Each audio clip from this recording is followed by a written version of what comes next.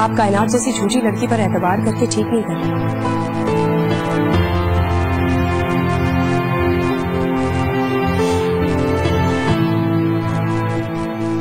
भाई, आप उसे तलाक दे देंगे तो फिर क्या होगा? तलाक की क्या वजह बताएंगे लोगों को? यही कि तला आपसे यहां मिलने आ गया था, या फिर कायनात ने आपसे झूठ बोला? बहुत अफसोस की बात है, इतना अरसा आप हानिया के साथ रहे लेकिन अभी तक उसको जान नहीं पाए। भाई, आपको क्या लगता है खानदान वाले पागल हैं? उन्होंने जानते पूछते आपकी शादी हानिया से करवा दी? नहीं, हम लोग पागल नहीं हैं। हम लोग जानते थे अगर हानिया ने कोई फैसला किया है तो वो उस पर कायम भी रहेगी। आप अच्छा सिला दे रहे हैं हानिया को, उसकी ईमानदारी को, उसकी वफादारी। इससे तो बेहतर होता आपकी शादी कायनात जैसी किसी लड़की के साथ करवा दी जाए।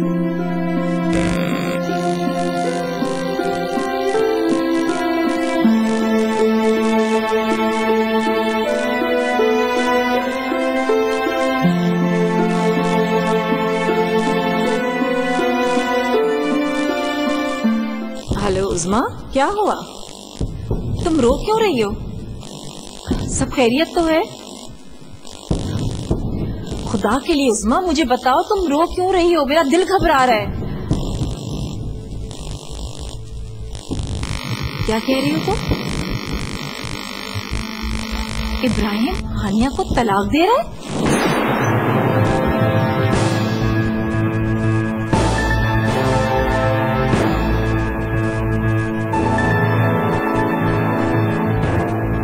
मगर क्यों? भला ऐसा कौन कर सकता है सानिया आपा?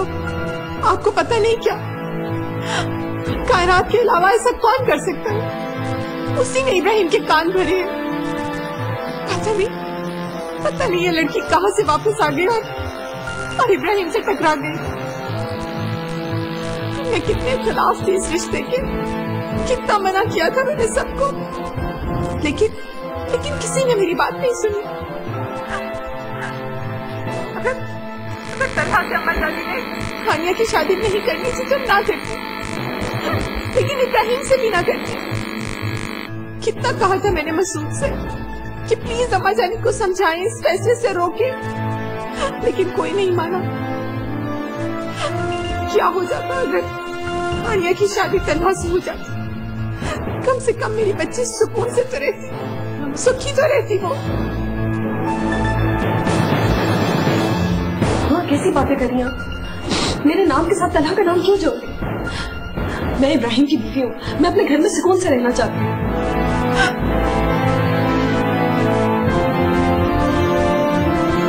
क्या कह रहे थे मोमानी? इब्राहिम क्यों तलाक दे रहा है? ये सब कुछ कायनात की वजह से हुआ है।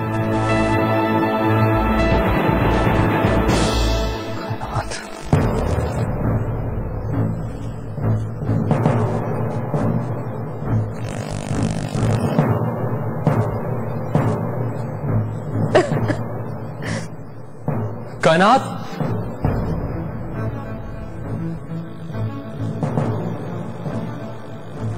तुमने कमीनगी की इंतहा कर दिया कायनात। अगर हानिया का घर टूटा तो मैं तुम्हें जान से मार दूंगा। सुनो तुमने, तुम्हारी माफी की अब सिर्फ एक ही सूरत बाकी है कायनात, और वो ये कि हानिया कभी अपने घर से बाहर ना जाए, कभी नहीं।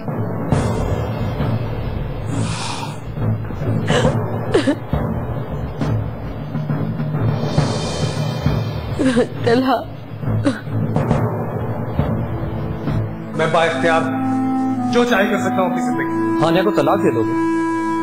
बस इतने ही बाख्तियार हो तुम? बहुत बड़ी सजा दोगे इब्राहिम। किसी भी मुल्जिम को सजा देने से पहले उसे सफाई का मौका जरूर देते हैं। हानिया ने कोई जुर्म नहीं किया, लेकिन तुमने मुझे भी इसमें शामिल कर लिया, इसलिए मैं अपनी सफाई जरूर पेश करूंगा, फिर तुम्हारा जो जी चाहे कर लेना। वैसे भी इस दुनिया में बेगुनाहों को भी सजा दी जाती है।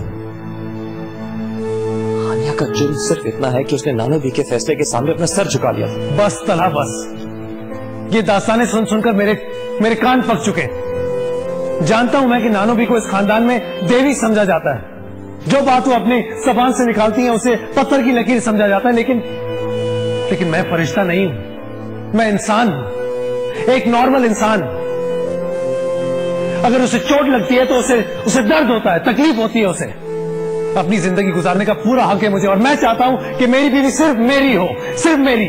हानिया तुम्हारी बीवी है इब्राहिम। एक बात और बता दूं, नानू बी के फैसले के सामने मैंने सर नहीं झुकाया था। ये भी एतराफ करता हूं कि मैं हानिया से मोहब्बत करता था, उसे पाना चाहता था, मगर मेरे इरादे तोड़ने वाली हानिया थी। ये हानिया का फैसला था कि वो तुमसे शादी करना चाहती है, किसी और का नहीं। अगर वो सर न झुकाती तो फिर शायद नानू भी कुछ न कर पाती। मैंने जबरदस्ती हानिया से शादी इसलिए नहीं की कि अगर मैं उसे शादी कर भी लेता तो शायद आज मैं भी उसी दोराहे पे खड़ा था जहां तुम खड़े हो।